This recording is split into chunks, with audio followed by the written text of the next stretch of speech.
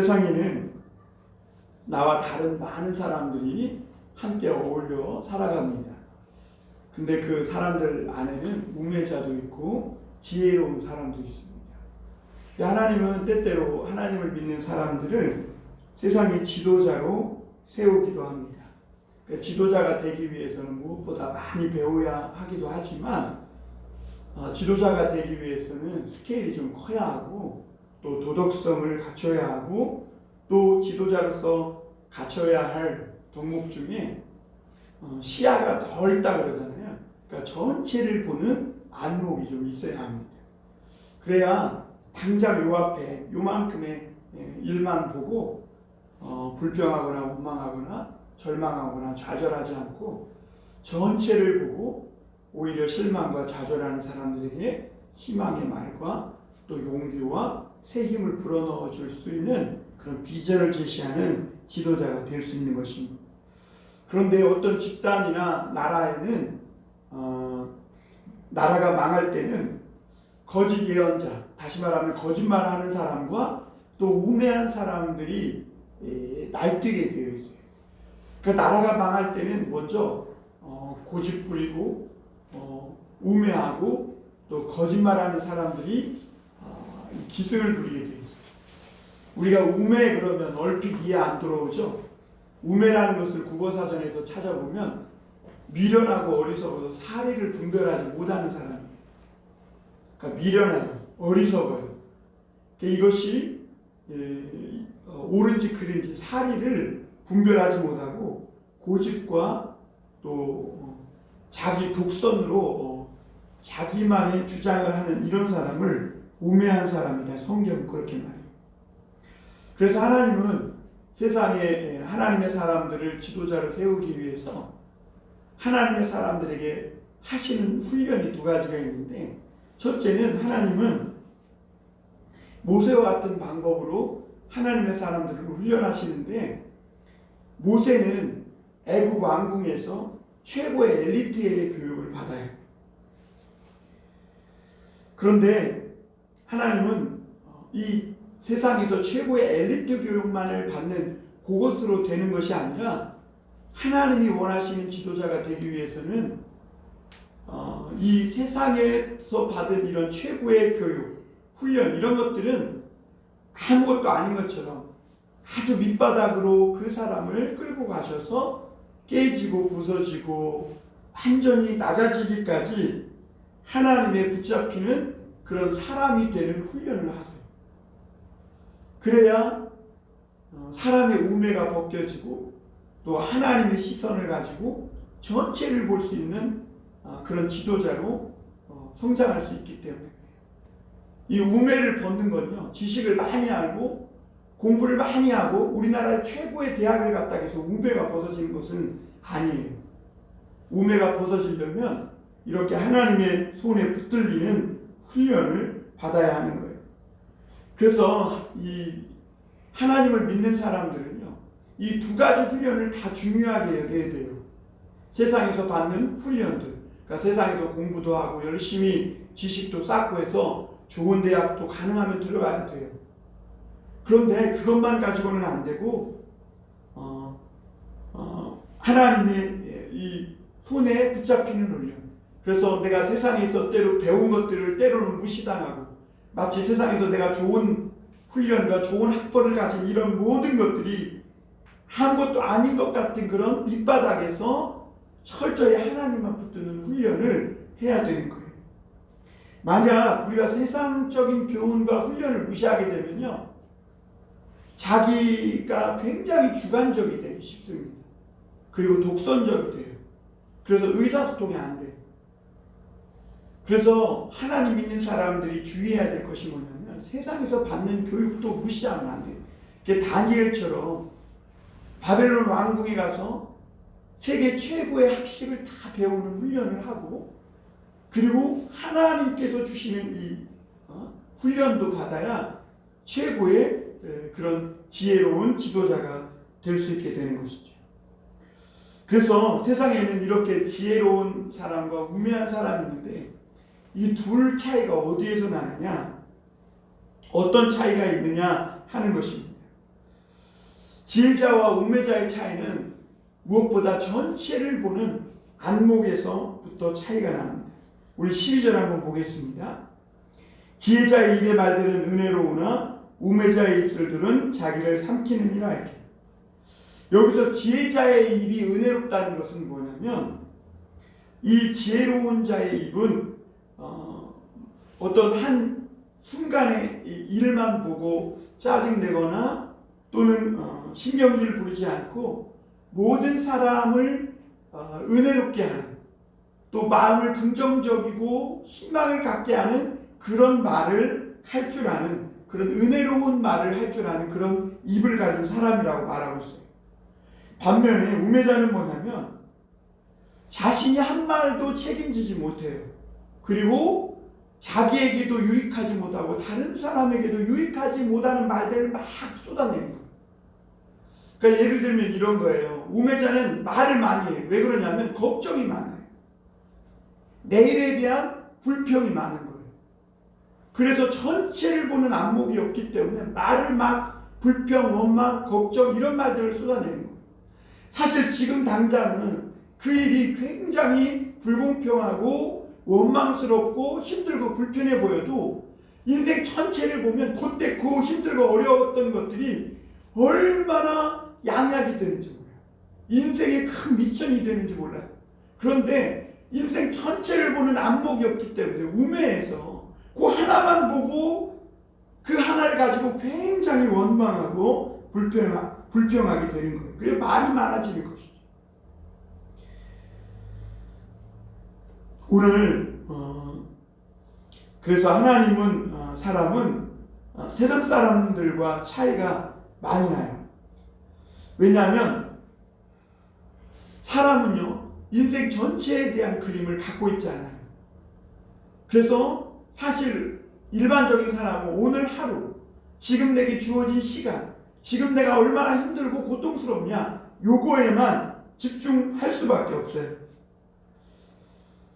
그리고 그래서 금방 어떤 사람은 삶을 극단적으로 포기하고 절망하게 되고 이것만이 전부라고 생각해서 마치 인생을 그 하나 지금 이 순간에 올인해 버리듯 우매한 불나방과 같은 이런 삶을 사는 사람들이 있어요.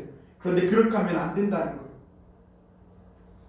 사람들과 어울려 살 때도요, 사람은 나와 다른 사람, 다른 생각, 다른 의견을 가진 사람들이 많아요. 그래서 마치 나와 생각이 다르고 주장이 다르면 끝장 볼 것처럼 그냥 오늘 이 순간 한순간만 있는 것처럼 그것이 전부인 것처럼 생각하고 행동하면 안 되는 거예요. 오히려 그럴 때는 좀 잠잠히 하나님의 말씀을 묵상하면서 하나님이 이런 일들을 통해 내 인생 혹은 내가 속한 그 단체의 전체, 또 우리 가정의 전체적인 그런 어떤 일들을 위해서 주시고자 하는 유익이 무엇인가를 한번 잠잠히 생각해 볼 필요가 있다는 것이죠. 그 지혜로운 사람은 그걸 생각할 줄 안다는 것이죠. 그래서 하나님의 사람들은요, 세상 사람들과 그런 부분에 차이가 나요. 그 세상 사람들은요, 세상에서 사람들은 다른 사람을 얼마나 희생시키든지 내가 원하는 목표만 이루고 또 내가 원하는 그 목표만을 정복하면 그것이 최고라고 생각해요. 그런데 하나님의 사람들은 그렇지 않아요. 왜냐하면 나 혼자, 나만, 또는 내 가정, 우리 교회 이것만 생각하는 게 아니라 전체를 유익하게 하는 그것을 생각할 줄 알아요. 왜냐하면 내가 아무리 잘 돼도 다른 사람이 안 되면 나도 결국에 망할 수밖에 없다는 이 전체적인 그림을 볼 줄 아는 거예요. 그러니까 숲을 볼 줄 아는 거예요. 그래서 때로는 나와 다른 사람, 나와 생각이 다르고 주장이 다르고 나와 의견이 다르고 때로는 나와 완전히 생각하는 코드가 달라서 등지고 있는 사람까지도 의견을 조율하고 생각을 조율하고 또 어떤 문제가 있을 때 그 문제에 대한 대안을 제시할 줄 아는 이런 사람이 지혜로운 사람이 된다는 거예요. 반면 우매한 사람은 뭐냐면 나와 생각이 다른 사람을 보면 견디지를 못해. 끝까지 자기 주장과 자기 고집을 펴다가 결국에는 주변에서 아무리 말해도 아무도 듣지 않고 고집 피우다 망하는 길로 가고 결국에는 올무에 걸려 죽어버리게 된다는 거죠. 이런 사람이 우매한 사람의 특징이라는 거예요. 그러면 우리가 어떻게 우매를 벗고 지혜자의 넓은 식견을 가질 수 있느냐 하는 것입니다. 그러려기 위해서는요, 무엇보다 하나님의 말씀을 가지고 씨름해야 돼요.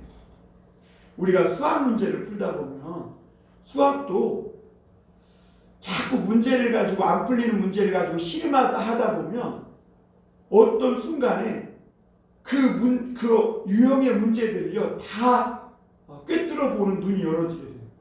그래서 이 문제가 어떻게 비비꼬여 나오든지 간에 어떻게 풀면 된다는 것을 알게 돼요. 그러듯이 우리 믿는 사람도 지혜로운 사람들, 지혜로운 지도자들이 되기 위해서는 하나님의 말씀과 좀 씨름해야 된다. 왜냐하면 하나님의 말씀이 현실에 단순하게 적용되는 게 아니거든요. 현실은 굉장히 복잡하고 얽히고 설켜 있어요. 사람 생각도 그렇고 관계도 그렇고 세상은 아주 복잡하게 돌아요. 그런 속에서 어떻게 하나님의 말씀이 능력이 될 수 있는지를 이 씨름하는 훈련이 필요해요. 하나님의 말씀은 단순한 지식이 아니라 이 세상과 인간을 만드시고 또 그 안에서 행하신 모든 일들이 하나님 말씀 속에 담겨져 있어요. 그래서 인간 사이에 어떤 복잡하고 얽히고 설킨 문제도 하나님 말씀과 씨름하면 풀리지 않는 문제예요. 여러분 야곱을 한번 생각해 보세요.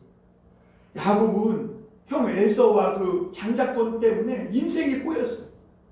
그래서 집에서 도망쳐야 했고 삼촌 라반의 집에서 14년 동안 집에도 못 가고 그 추위와 더위와 떨면서 완전히 노예처럼 살아야 했어요.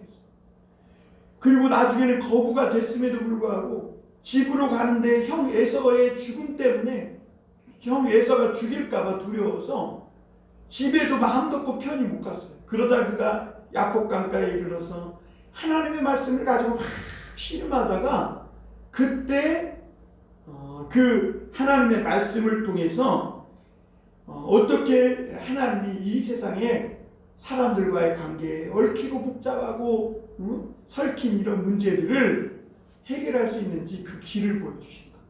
그 길이 뭐예요?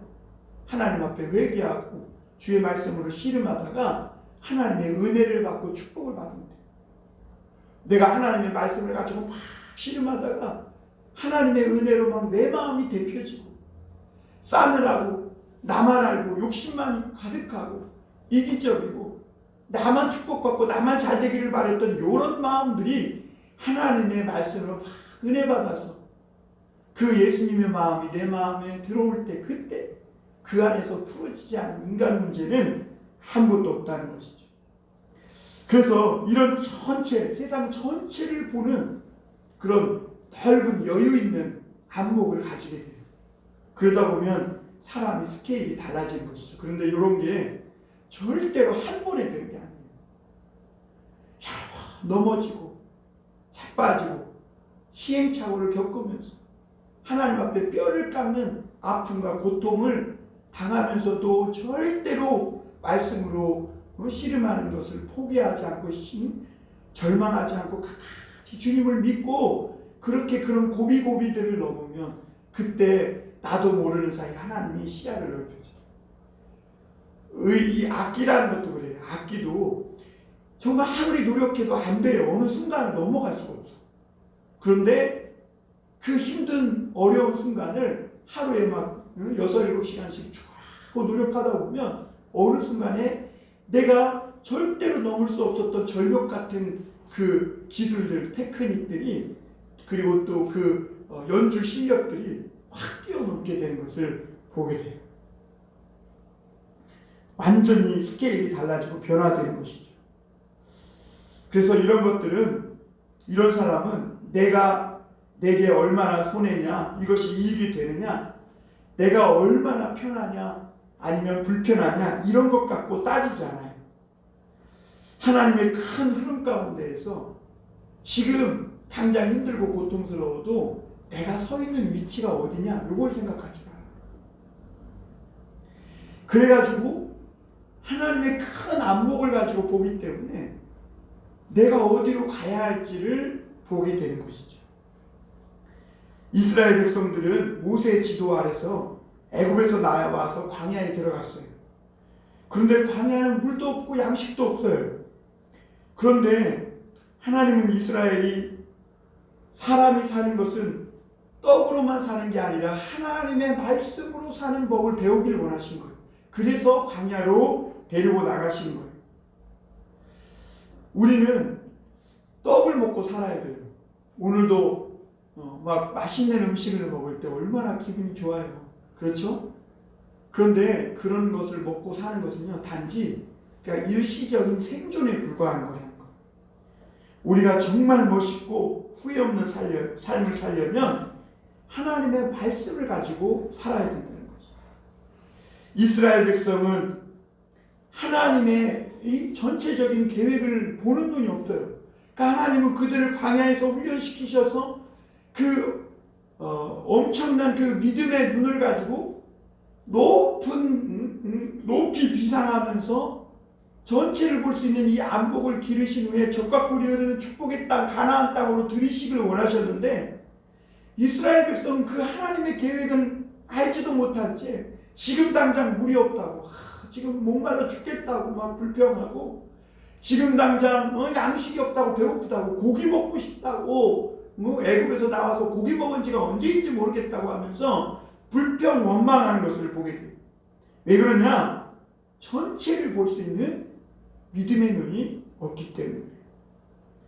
그 전체를 볼 수 있는 이 믿음의 안목을 가진 사람은요, 오늘 당장 힘들어도요, 사람이 떡으로만 사는 게 아니라 편하고 또 배부르고 이런 걸로만 사는 게 아니라 하나님의 말씀으로 산다는 것을. 여러분, 사람은요 귀한 존재예요. 아무렇게나 태어나서 아무렇게나 살다가 아무렇게나 죽는 존재가 아니라는 거. 그렇게 우매한 존재로 태어난 게 아니에요. 원래가 하나님 앞에 사람은 존귀한 사람이에요. 우리가 나아가야 할 방향이 무엇이고 어떻게 살아가야 하는지를 알고 살아가는 그런 존귀한 사람들이 되어야 하는 것이죠. 하나님의 사람들은 그래서 어떤 위기가 닥쳐와도 꼭 살 길이 있다는 것을 알아요. 이것을 꼭 믿어야 돼요. 우리 믿는 사람들은요, 어떤 어려움이 와도 하나님이 살려주신다, 하나님이 길을 열어주신다, 이걸 믿어요. 이걸 안 믿으면 믿지 않는 사람과 세상 사람과 다를 바가 없는 거예요. 통장에 잔고가 있고 집에 먹을 것이 잔뜩 쌓였고 좋은 집에 사니까 좋아, 그거 누구나 못해요. 다 하죠. 그런데 하나님의 사람들은요, 때로는 힘들고 어려움 속에서도 그 자체로 인하여서 불평하거나 절대로 낙심하거나 원망하지 않아요. 하나님께서 살 길을 열어주신다고 믿고 어떤 위기가 와도 계속해서 그 길을 가요. 왜 그러냐면 특별히 하나님의 사람들은요, 위기가 닥쳐오면 하나님이 말을 계속 걸어요. 그 위기, 어려움 내 힘으로 못 가요. 사람은 다 자기 힘으로는 몸이 불편하면 원망할 수밖에 없고 몸이 짜증나는데 다 불평할 수밖에 없죠. 당연한 거예요. 그런데 그런 위기가 오면요, 믿는 사람들에게는 하나님이 자꾸 말을 걸어오는 거예요. 그래서 내가 너 어려운 걸 안다. 하나님이 그래, 너 힘내라. 내가 너를 손을 붙잡고 인도해 주겠다. 계속해서 하나님께서 말을 걸어오신 거예요. 마치 위기 때 코치나 감독이 선수들에게 막 일일이 구체적으로 지시하잖아요. 막 배구 같은 것도 보면 계속 팀이 지고 있으면 막 선수들에게 코치나 감독이 작전 타임을 해가지고 계속해서 어떻게 해야 된다고 말하고 지시하듯이 하나님이 위기를 당한 하나님의 사람들에게는 계속해서 하나님의 말씀을 가지고 말을 걸어오세요. 그때 하나님과 자꾸 소통하고 이야기해야 하는 거예요. 그런데 설마 예수님 믿는 사람이 세상에 얼마나 많고 교회가 얼마나 많은데 설마 하나님이 나 같은 사람에게 관심을 가질까? 자꾸 이렇게 하고 설마 하고 못 믿으면 안 돼. 믿어야 돼. 그걸 믿어야 돼. 하나님이 나를 인도하신다는 것을 나 가까이에서 우리 가까이에서 우리 손을 잡고 하나님이 구체적으로 어려운 가운데에서도 말씀으로 인도해 주시고 계시다는 것을 믿어야 하는 거예요. 그리고 자신감을 가지고 그 하나님이 주신 말씀을 가지고 이제는 내가 힘을 얻고 용기를 얻고 나 하나 힘없고 용기 얻는 데에서 그치지 말고 다른 사람들에게도 그 하나님의 말씀을 전해줄 수 있어야 돼요. 그러면 거기서부터 놀라운 역사가 일어나는 거예요. 우리 친구들에게도 그래요. 시대 우리 코로나 세대니 우리는 힘들다니 절망하니 그러면 같이 힘 빠지는 소리 하면 안 돼. 믿는 사람은 이 세상을 보는 안목이 달라요. 세상은 지금 당장 코로나 요거만 보지만 하나님을 믿는 사람은 이 전체를 볼 수 있는 눈이 있어요. 그래서 이 과정이 어떤 과정인지를 꿰뚫어 보고 절망하고 좌절하는 사람에게 하나님이 내게 걸어오신 그 말씀을 해주는 거야. 그러면 막 치유가 일어나고요. 절망하고 포기하려고 했던 사람들에게 힘이 불어넣어지고 막 역사가 일어나는 거야. 그것이 하나님을 믿는 믿음을 가진 사람들의 특징이에요. 다니엘이 그랬잖아요. 요셉이 그랬잖아요. 7년 흉년들 때 대비해서 요셉이 이렇게. 그래서 믿음으로 하나님의 말씀을 계속해서 선포하면 어떻게 되냐면 우매함이 벗겨지는 거예요.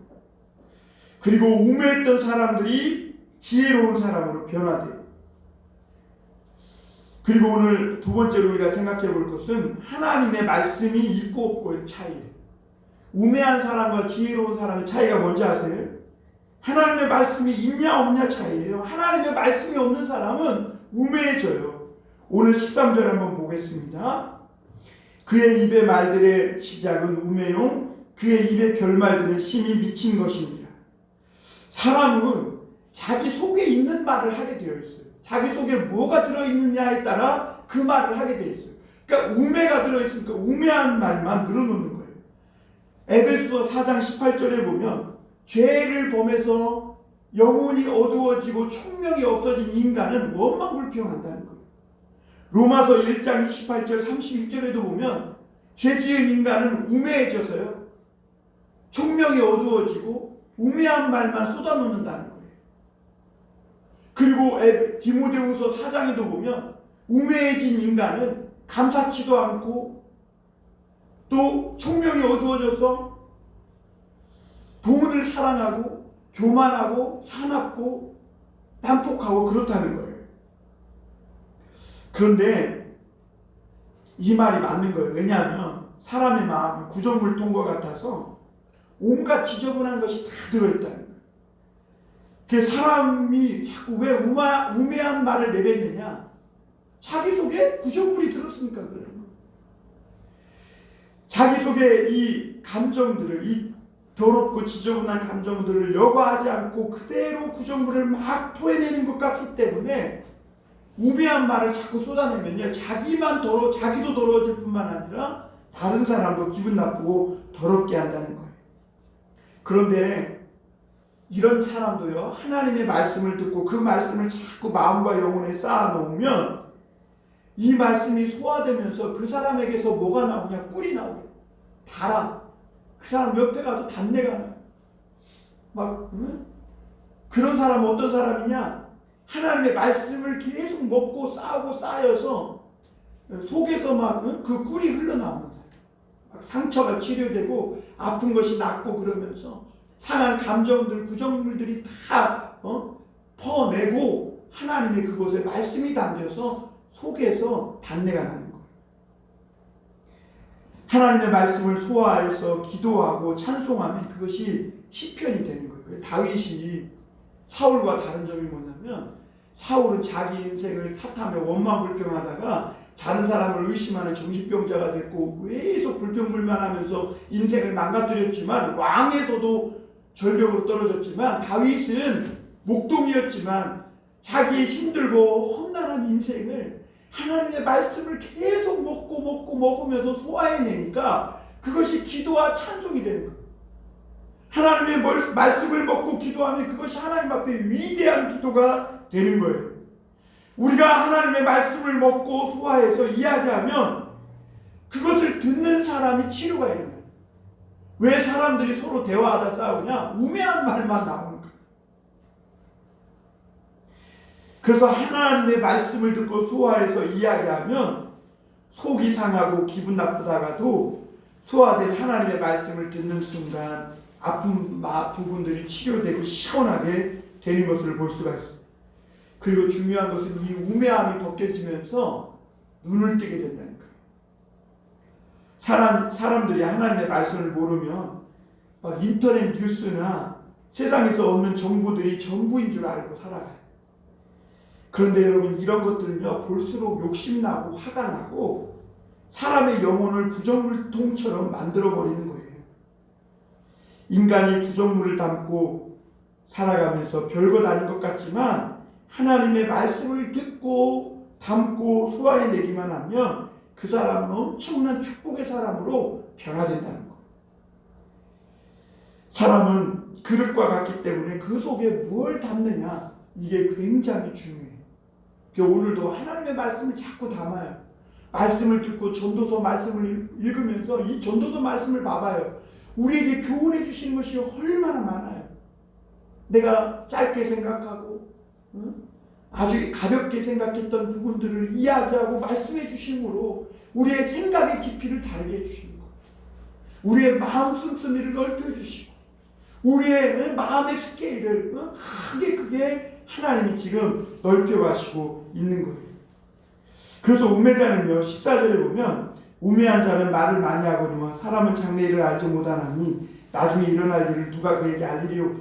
그러니까 우매한 자는 말을 많이 해요.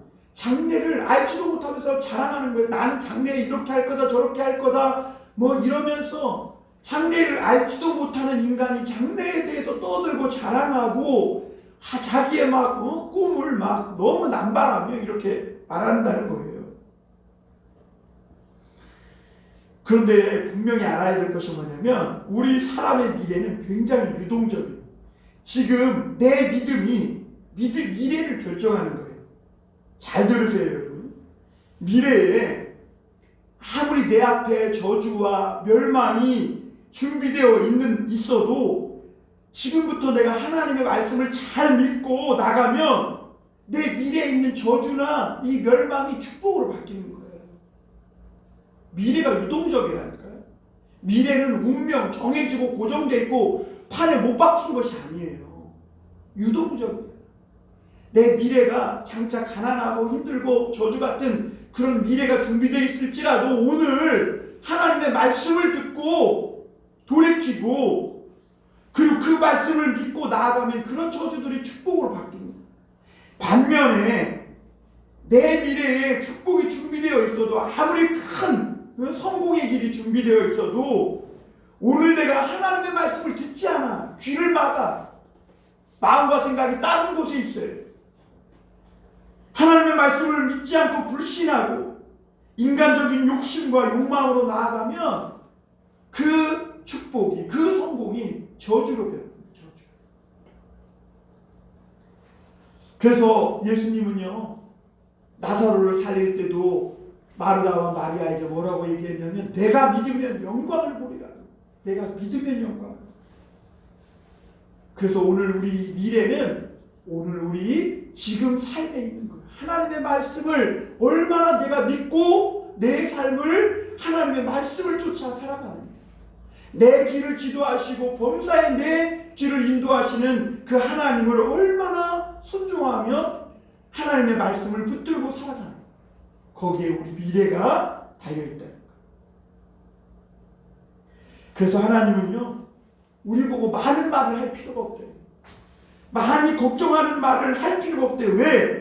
지금 내 믿음에 따라서 미래는 얼마든지 달라질 수 있고 하나님이 심지어 내 믿음을 통해서요 미래를 새롭게 창조해요. 무에서 유를 만들어요. 그렇게 믿으시길 바랍니다. 오늘 15절에 보면 우매한 자들의 수고는 자신을 피곤하게 할 뿐이라 그들은 성읍에 들어갈 줄도 알지 못하느니라. 그런데 우매자는요, 자꾸 말을 많이 하고 이 일 저 일을 많이 하면 성공할 수 있을 줄 믿어요. 왜냐하면 자기가 뭔가 많은 일을 해야 성공한다고 생각하기 때문에 그래요. 그러니까 하나님의 말씀을 믿지 못하는 거예요. 그러니까 자기가 다 해야 된다고 생각해요. 그런데 이렇게 살다 보면요, 나중에는 정신이 없어서요, 일하다가 성읍에 들어갈 시간도 놓치게 되는 거예요. 빨리 성 안으로 들어가야 되는데 해가 지면 들어가야 돼요.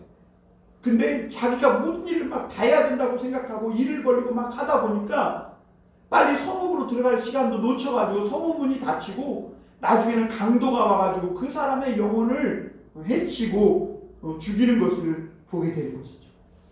예를 들면 이런 거예요. 어떤 사람이 차가 가다가 접촉사고가 났어. 그런데 이 접촉사고 요즘 별거 아닌데 그걸 가지고 막 네가 잘했니 잘못했니 그러면서 계속 싸우는 거예요. 길거리에 서서. 그런데 뒤에서 큰 트럭이 와가지고 두 사람을 어떻게 한 거예요? 밀어버리고. 그 별거 아닌 것 때문에 싸우다가 둘 다 목숨을 잃어버리는 거예요. 우리의 길은 하나님의 말씀이 인도하는 거예요. 하나님의 말씀이 진리라는 것을 발견하는 것이 어려워요. 요즘 젊은 사람들이 하나님의 성경이 이 진리라는 것을 발견하기가 어려워요. 그런데 이 성경이 하나님의 말씀이 진리라는 것을 발견했다면 엄청난 축복을 받은 것이고, 그리고 정말 그것을 믿는다면 이제는 내 형편과 환경이 어떻든지 그 말씀만 따라가면 되는 거예요. 오늘 마지막으로 한 가지 더 볼 것은 훈련이 되어 있느냐 훈련이 되어 있지 않느냐의 차이에 따라 우매자와 지혜자가 차이가 납니다. 같이 해볼까요? 훈련의 차이다. 훈련의 차이. 오늘 16절 한번 보겠습니다. 같이 한번 읽겠습니다. 16절 시작. 왕은 어리고 대신들은 아침부터 잔치하는 나라요 내가 화가 있도다. 여기서 왕이 어리다는 것은요, 나이가 어리다는 얘기가 아니에요. 경험이 없고 지도력이 없어서 왕 역할을 제대로 못하는 무능한 지도자를 말하는 거예요. 유능한 지도자는 모든 것을 꿰뚫어 보기 때문에 말을 많이 하지 않아요. 왜냐하면 유능한 지도자는 어려서부터 훈련을 많이 받아서 밑바닥부터 산전수전 어려움을 다 겪어봤기 때문에 소리만 들어도 딱 알아. 어디가 고장났는지 어디가 부서졌는지 딱 알아. 미국에서 어떤 사람이 이 차를 타고 포드차를 타고 가다가 차가 고장나가지고 아무리 막 고치려고 해도 고치지를 못하는 거예요. 근데 갑자기 그 지나가던 사람이 그 상황을 보고 망치를 갖고 내리더니 뚝뚝 두드려 보더니 이것이 잘못됐다고 고치니까 금방 차가 시동이 걸리고 잘 가더라는 거예요. 그 사람이 누구냐? 포드차를 만든 포드라는 사람. 그러니까 이 유능한 지도자는요, 이 전체를 보는 안목이 있기 때문에 어려서부터 훈련을 받고 또 어려움과 힘든 시간을 겪어내는 그런 인내의 시간을 잘 견뎌냈기 때문에 어떤 소리만 들어도 다른 사람들로부터 무슨 이야기만 들어도 저 사람이 어디가 어떻게 아프고 힘들구나 라는 것을 다 알게 됩니다. 그래서 이것저것 따지거나 그러지 않아요. 그런데 미련한 지도자는요, 아무리 얘기해도 그걸 못 알아듣는 거예요. 이 말씀을 준비하면서 굉장히 찔렸어요. 아무리 말해도 때로는 못 알아듣는 사후정같이 무능한 지도자가 되면 안 되겠고, 성도들이 그럴 때 어디가 아프다는 것을 알고 자녀들이 짜증내고 힘들어할 때 저 녀석이 어떻게 아프구나 마음이 힘들구나 이것을 다 꿰뚫어 볼 수 있는 그런 아버지가 돼야 되겠다. 근데 경험이 없어서 아빠도 자식 내글을 처음 키워보잖아요. 그러니까 모를 수도 있는 거예요. 그러니까 하나님 말씀 가지고 더 씨름하면서 해야 되겠구나 이런 생각을 해보게 돼요. 이렇게 무능한 지도자가 나라를 통치하니까 어떻게 해요? 대신들이 아침부터 잔치하는 거예요. 어떤 나라나 모임이 아침부터 잔치하면 어떻게 될까요? 가난해지고 망하지고. 내가 사역하면서 가난한 그 성도들의 집을 보면요, 특징이 있는데 그게 뭐냐면 그 집은 날마다 잔치해요. 수입은 들어오는 것이 뻔한데 날마다 잔치하고 날마다 외식하고 막 너무 과하게 먹고 마시고. 그러니까 어떻게 되는 거예요? 가난하게 되는 거예요. 그리고 날마다 잔치하면 기분이 업돼가지고 막 들떠있기 때문에 정상적인 생활을 못하는 거예요. 그리고 이런 사람들은요, 자기가 자리만 지키면 된다고 생각하기 때문에 늘 먹고 노는 대신들이 되는 거예요. 지도자는요, 최소한 지금 상태가 어떻게 흘러가고 있는지 그거를 파악할 줄 아는 사람이 지도자인 거죠. 이 찬란한 빛깔의 다이아몬드는 그냥 만들어지는 게 아니에요. 땅속 깊숙한 데서 엄청난 열의 온도를 받고, 또 그렇다고 해서 다이아몬드가 되는 게 아니라 그것이 발견되어져야 돼요. 일단 발견되어져야 하고, 또 어떻게 돼요? 가공되어져요. 깎이고 다듬어지고 해야지 아름다운 다이아몬드가 되는 거예요. 하나님의 사람들은 그러므로 쉽게 성공하고 쉽게 잘 살고 싶은 이런 마음 먹어서는 안 돼요. 이게 요행을 먹으면 안 돼요. 생고생 하는 것은 세월만 날리는 고생이고 내 속에 큰 그릇이 만들어지는 것도 아니에요. 하나님의 말씀을 들으면서 하나님의 말씀을 붙들고 고생해야 고생다운 고생을 하는 거예요. 그러면 어느 순간 하나님의 말씀이 살아있음을 피부로 느끼게 돼요. 그리고 말씀이 내 몸속에 스며들면서 말씀이 내게 착 달라붙어서 그 말씀이 내 삶의 습관이 되어지죠. 말씀이 습관. 말씀이요, 사람 몸에 안착하기가 얼마나 어려운지 아세요? 정말 말씀을 붙들고 씨름하지 않으면 어려운 거예요.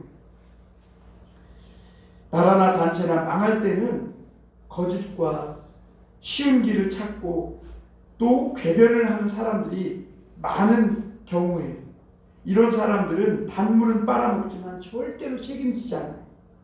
말만 늘어놓는 사람이, 이런 사람을 설득하고 이길 수 있는 이런 지혜를 갖기 위해서는요, 엄청난 훈련을 받는 그런 사람이 되어야 한다는 거예요. 17절을 보면 왕은 귀족들의 아들이요 대신들은 취하지 아니하고 기력을 보하려고 정한 때에 먹는 나라요 내가 복이 있도다 그랬어요. 왕이 귀족이라는 것은 충분한 훈련을 받은 사람들이라는 거예요. 옛날에는 왕이나 귀족이 노예나 거짓대들보다 훨씬 더 많이 훈련을 받았어요. 저 노숙자들은요 훈련받지 않아요. 거짓대들은, 노예는 훈련이 필요 없어요. 그러나 옛날에 신라시대 화랑만 해도 엄청난 훈련을 했던 것을 볼 수가 있어요. 그리스도인은 세상에서 지도자들이 되기 위해서 세상 사람보다 훨씬 더 많은 훈련을 해야 하고, 자기 몸을 지키기 위해 이런 사람들은요 포도주를 마셔도 절대로 아침부터 잔치하며 포도주를 마시고 취하고 흥청망청하는 사람들처럼 취하지 않는다는 거예요. 권력은 사람을 한순간에 타락시켜요. 나는 절대로 돈을 가지면 타락하지 않고 권력을 가져도 타락하지 않는다. 아니에요. 사람은 절대로 타락하게 돼 있어요. 그러므로 우리가 많은 돈을 가져도 타락하지 않고 권력이 내게 힘이 있어도 타락하지 않으려면 돈 외에 다른 목표를 미리 갖는 것이 중요해요. 하나님의 말씀을 가지고 쾌락과 권력 외에 다른 목표를 가지고 있어야 내 손에 엄청난 돈이 쥐어지고 나에게 다른 사람을 움직일 수 있는 큰 힘이 쥐어져도 절대로 타락하지 않는 거예요. 왜냐하면 내가 돈이 많이 있으면 똥파리가 끼게 돼 있고 권력이 많으면 아첨하고 아부하는 사람들이 덤벼들게 돼 있기 때문에 내가 준비되지 않고 훈련되지 않은 상태에서 그런 것들을 가지면 반드시 미끄러져 넘어지게 된다는 거예요. 그래서 18절에 보면요, 열심히 부지런히 하나님의 사람들은 자신을 계속 관리하고 업그레이드 시켜야 돼요. 왜냐하면 자신을 관리하지 않고 게으르면 석가래가 무너진다니까. 이규보라는 사람 아세요? 고려시대 문인인데 동국 이상국집을 쓴 사람이에요. 한편은 이 사람이 한 번은 자기네 집이 초가집인데 비가 새도 집을 수리하지 않는 거예요. 자기네 집이 방이 3칸인데 어느 날 비가 새는데 부인이 여보 우리 집 수리를 해야 되지 않겠어요? 아유 비 안 새는 옆방으로 갑시다. 그러니까 그 옆방도 이미 비가 새고 있어. 전에 안 고쳐가지고. 그러니까 부인이 여보 여기도 새지 않소? 그럼 그 옆방으로 갑시다. 또 방이 한 칸 더 있지 않소? 또 그 옆방으로 갔어요. 그런데 그 방도 얼마 있지 않아서 또 비가 뚝뚝 떨어지는 거예요. 그리고 비가 그치고 어느 날 이규보라는 사람이 지붕 수리하는 사람을 불렀대. 그 지붕 수리하는 사람들이 와서 이 지푸라기를 드러내고 보니까 아주 오랫동안 이 집을 수리를 안 해가지고 빗물이 그 복까지 석가래까지 썩어 들어가서 완전히 집이 무너지기 일보 직전이라는 거예요.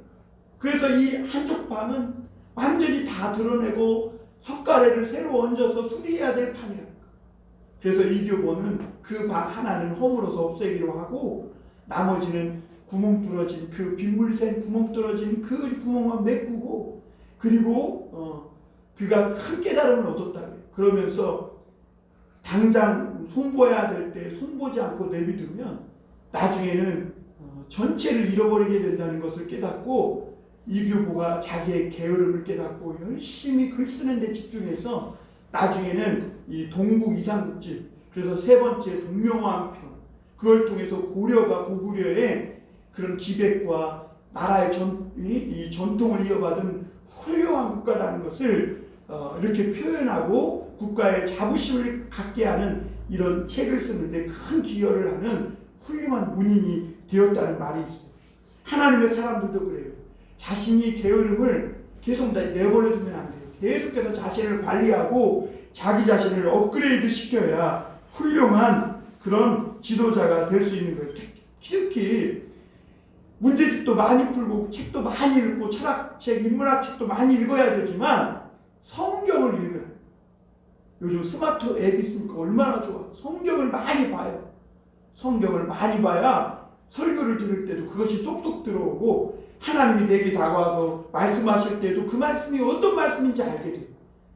그러니까 아무리 바쁘고 힘들고 성경책도 많이 문제집도 많이 풀고 이런저런 책도 많이 읽지만 무엇보다 성경을 깊이 읽고 내 손에서 성경책을 놓으면 안 되는 거예요. 19절에 보면 잔치는 희락을 위하여 베푸는 것이요 포도주는 생명을 기쁘게 하는 것이나 돈은 범사에 이용되느니라 그랬어요. 이 잔치나 포도주와 이 돈은 좋은 것이고 돈은 특별히 범사에 이용된다 그랬어요. 그런데 아무리 좋은 거라도 지나치면 해롭다는 거예요. 과유불급이죠. 매일 잔치하면 어떻게 되는 거예요? 가난해지게 되고 사람이 이상해지는 거예요. 포도주도 좋지만 너무 많이 마시면 알코올 중독에 걸려서 인생을 망치게 되는 거예요. 돈을 너무 좋아하면 어떻게 되는 거예요? 뇌물을 받게 되고 돈에 매수된 발람과 같은 부정하고 타락한 사람이 되는 거예요. 하나님의 사람들은요, 잔치를 너무 좋아하고 포도주나 돈을 좋아하는 사람이 아니에요. 오히려 하나님의 말씀을 가지고 사람들에게 바른 목표를 심어주고 사람들로 하여금 바른 삶을 살아갈 수 있도록 비전을 제시해주는 사람이 되어야 되는 거예요. 오늘 20절 마지막으로 보면 신중에라도 왕을 저주하지 말며 침실에서라도 부자를 저주하지 말라. 공중의 새가 그 소리를 전하고 알짐승이 그 일을 전파할 것임이니라 그랬어요. 우리 하나님의 사람들이 우매하지 않기 위해서 주의할 것이 있어요. 그것은 뭐냐면 사람들은 자신이 한 말이 다른 사람에게 안 들어갈 거라고 생각하지만 사실 우리가 내뱉은 대부분의 말이 그 사람의 귀에 다 들어간다는 거예요. 그리고 어떤 사람은 일부러 그 말이 그 사람에게 들어가도록 흘리는 그런 사람도 있어요. 대개 그런 사람은 아첨하는 사람이나 교활한 사람이에요. 사람은 남을 비판하고 요구하면 스트레스가 해소될 것 같지만 예수님은 그래도 그렇게 하지 말라. 남을 비판하면 너가 비판받고 너가 남을 헤아림하면 그 헤아림으로 너가 헤아림을 받게 될 것이다 그랬어요. 그래서 우리 안에 남을 비판하고 판단하고 싶은 막 욕구가 들 때가 있잖아요.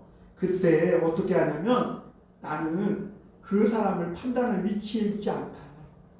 그러면서 그 자리를 쏙 빠져나오고 또 나는 그 사람을 자세히 알지 못하고 그 사람이 어떤 사정과 형편에서 그런 결정을 했는지 모르기 때문에 내가 그 사람을 판단할 수 있을 만큼 잘 알지 못한다. 이러면서 자기 자신을 자꾸 설득하고 판단하지 않도록 해야 해요. 남을 많이 판단하는 사람은 그만큼 자기 눈이 들보에 가려막혀서 자기를 그만큼 자신을 못 보는 거예요. 그러므로 어떻게 해서든지 남을 판단하지 말고, 그래서 교회에서 자꾸 시시한 교인들을 만들어내면 안 돼요. 우리가 시시한 교인이 되면 안 돼요.